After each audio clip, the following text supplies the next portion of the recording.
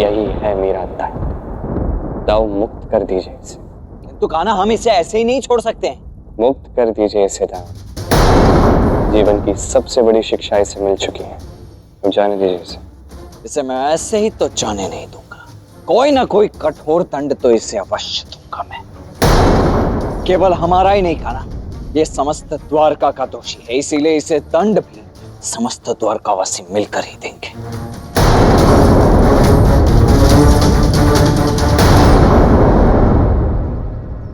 द्वारकावासियों, देखो इसे। यही है वो जिसने हमारी पवित्र पावन द्वारका में युद्ध की स्थिति उत्पन्न कर दी थी। वो भी तब जब हम सब द्वारकावासी होली का उत्सव मनाने में व्यस्त थे। हमारी प्रथम होली, पवित्र पावन होली को भंग करने का दुस्साहस किया है इसने। इसीलिए इसे इसके अपराध का दंड भी इसे समस्त द्वारकावासी मिलकर देंगे।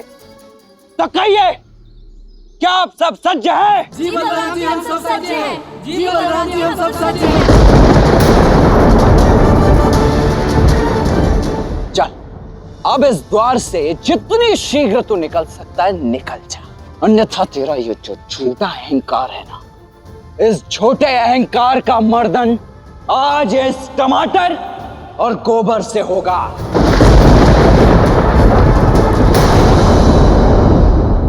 मैं विदर्भ का युवराज हुआ और किसी युवराज का इतना अपमान उचित नहीं पड़ रहा। राजकुमार है तू, मेरे लिए, हम द्वारका वासियों के लिए तू केवल एक अपराधी है।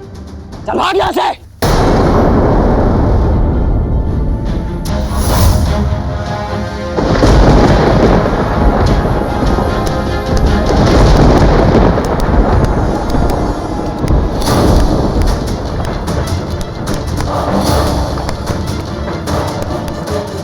मारो मारो द्वारकावासियों, लज्जा मत करो।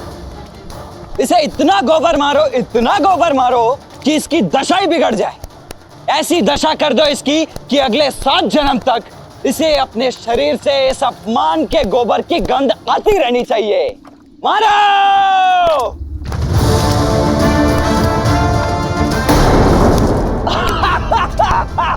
अति उत्तम।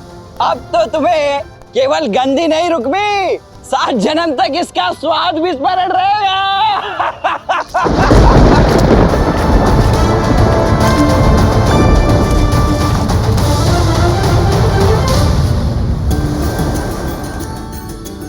द्वारकाधीश श्री कृष्ण की जय। द्वारकाधीश श्री कृष्ण की जय। द्वारकाधीश श्री कृष्ण की जय। द्वारकाधीश श्री कृष्ण की जय। द्वारकाधीश श्री कृष्ण की जय। धन्यवाद कृष्ण, जो तुमने अंतिम क्षण में आकर द्वारका की रक्षा की। अन्यथा यदि सारे भारत की सेना द्वारका में प्रवेश कर जाती तो हम उन्हें कभी भी परास्त नहीं कर पाते। अनाश्री, समस्त द्वारका वासियों, मुझे धन्यवाद कहने की आवश्यकता नहीं है। जो मैंने किया वो मेरा कर्तव्य था, और किसी भी व्यक्ति को उसका कर्तव्य निभाने के लिए धन्यवाद कहने की आवश्यकता नहीं है। ये प्रकृति जो है, ये प्रकृति उचित समय आने पर उसे एक मीठा फल दे ही देती है। आपका कथन सत्य है श्री कृष्ण। बुरे कर्मों का प्रतिफल भी प्रकृति अवश्य देती है। द्वारका वासियों के समक्ष मैंने आपका घोर अपमान किया, आपके ऊपर चोरी का आरोप लगाया, इसलिए मैं समस्त द्वारका वासियों के सामने आपसे क्षमा मांगता हूँ। नहीं नहीं, इसकी कोई आवश्यकता नहीं है। आप मेरे ससुर हैं, इस प्रकार क्षमा मांगना ये उचित नहीं है। धन्यवाद श्री कृष्ण। ये तो सत्य है कि मैंने अपनी पुत्री सत्यभामा को आपको सौंप दिया और आपने भी उसे अपनी अर्धांगिनी के रूप में स्वीकार किया, किंतु एक पिता की हार्दिक इच्छा है कि मेरी पुत्री का विवाह पूरे धूमधाम और रीतिपूर्वक हो आपके साथ।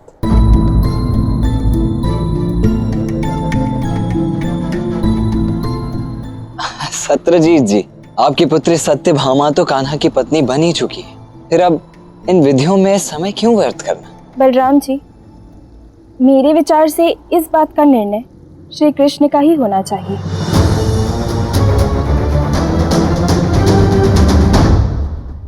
कान्हा, तुम मेरी बात मानो, हमें इन विवाह की विधियों में समय व्यर्थ नहीं करना है। हमारे पास पहले ही द्वारका में बहुत सारे कार्य शेष हैं। दाऊ, आप क्या कह रहे हैं? हमें सत्यभामा और उनके पिता का मान तो रखना ही होगा।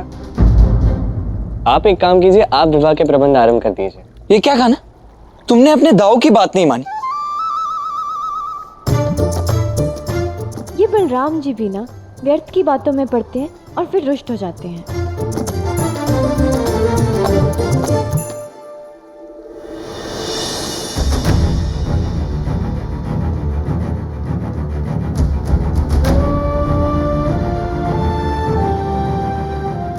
इस प्रकार द्वारका को देखकर उसकी छवि मन में बसाने की आवश्यकता अभी नहीं है। अभी तुम कहीं नहीं जा रही, कुछ क्षण और द्वारका में ही हो। क्या हो, कुछ प्रश्न है मन में? होगा ही, प्रश्न क्यों ना। पहले विवाह हुआ रुक्मिणी के साथ, तत्पश्चात जामवंती के साथ, अब मेरा विवाह होने जा रहा है सत्यभामा के साथ। अवश्य ही मन में प्रश्न होंगे, जो भी प्रश्न है पूछ लो। कृष्ण, मैं जानती हूँ कि तुम कुछ भी करते हो इसके पीछे कोई ना कोई कारण अवश्य होगा, और इसके पीछे भी कोई ना कोई कारण अवश्य होगा। मैं केवल वो कारण जानना चाहती हूँ, यदि तुम बता सको तो। तुम कृष्ण से जो चाहे पूछ सकती हो, जो चाहे जान सकती हो। जो कुछ भी हुआ और जो कुछ भी होने वाला है, चाहे मेरा सत्यभामा के साथ विधि पूर्वक विवाह भी क्यों ना हो, कहीं ले जा रहा है राधा। और ये केवल सत्यभामा के लिए नहीं है, इस समस्त ब्रह्मांड के लिए एक नया आरंभ होगा। अब आरंभ होगी एक नई गाथा, ऐसी गाथा जो महान होगी। भारतवर्ष का एक भी व्यक्ति ऐसा नहीं होगा जो इसमें सम्मिलित नहीं होगा। ये ऐसी गाथा होगी जो आने वाले समय तक, अनंत काल तक धर्म का पाठ पढ़ाएगी, इस संसार को धर्म सिखाएगी। ये समस्त ब्रह्मांड इस गाथा में बनेगा धर्म स्थापना का साक्षी। और जैसे राधा कृष्ण का प्रेम, उनकी ये प्रेम गाथा, इसे संसार अनंत तक स्मरण रखेगा, ठीक उसी प्रकार ये महागाथा भी संसार अनंत तक स्मरण रखेगा।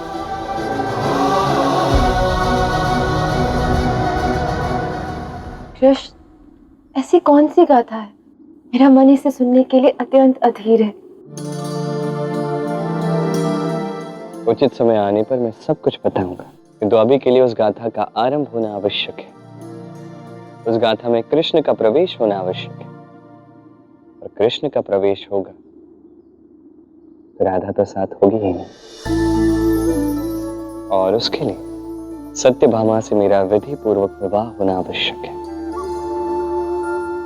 यदि इसका कारण इतना बड़ा है कि पृथ्वी का एक भी व्यक्ति इससे जुड़े बिना नहीं रह पाएगा, तो मैं इस कारण के आरंभ में ही इसमें भाग लेना चाहूंगी। मैं स्वयं सत्यभामा को इस विवाह के लिए सज्ज करूंगी। कृष्ण,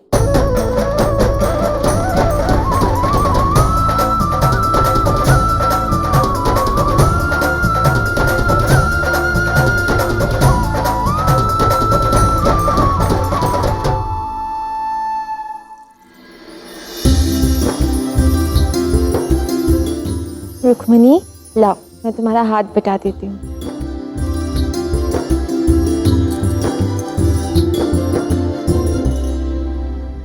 रुक्मिणी, स्पष्ट रूप से एक बात पूछूं? श्री कृष्ण की पत्नी होकर भी उनकी दूसरी पत्नी को विवाह के लिए सज्ज कर रही है। यदि मैं आपके स्थान पर होती तो ऐसा कतई नहीं कर पाती।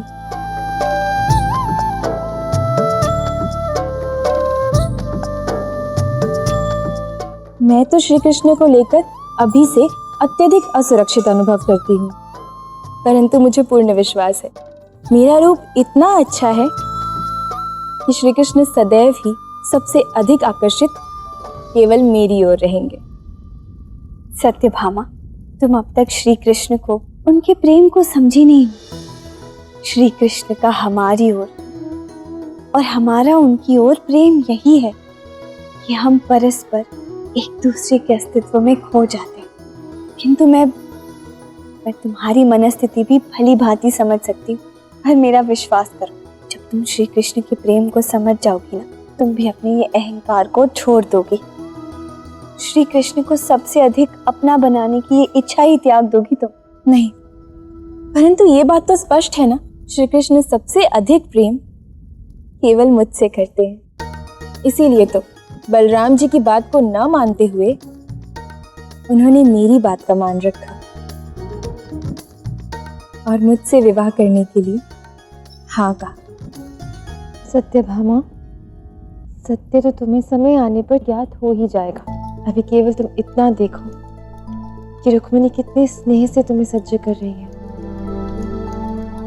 बिना किसी द्वेष और ईर्ष्या के, केवल प्रेम से।